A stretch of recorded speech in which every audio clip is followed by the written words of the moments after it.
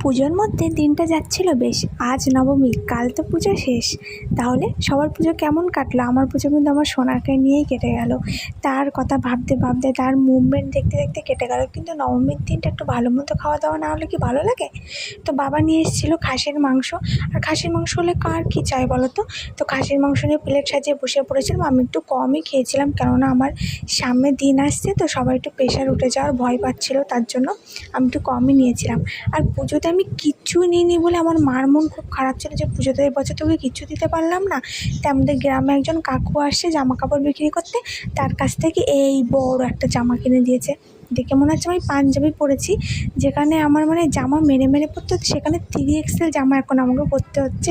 আমার এত উন্নতি হয়েছে এখন, মানে কি আর বলবো। সত্যি কথা বলতে এখন কোথাও বেরোতে পারি না, তো তাই মা বললো চল বেলায় বেলায় তোকে স্কুল মাঠের ঠাকুরটা দেখে আনি। তাই আমি আর আমার সোনা ঘষি স্কুল মাঠের ঠাকুরটা দেখতে গেলাম, কিন্তু গিয়ে দিকে একটা কাকপক্ষীও নেই সেখানে। আমি, আমার মা আর আমার একটা দিদি গিয়েছিলাম, 2-3টে মাত্র দোকান। আমার না খুব লজ্জা করছিল, কিন্তু যাই হোক মায়ের দর্শন পেলাম। ভাবতে তো পারিনি এবছর সামনাসামনি কোনো মায়ের প্রতিমা দেখতে পারবো।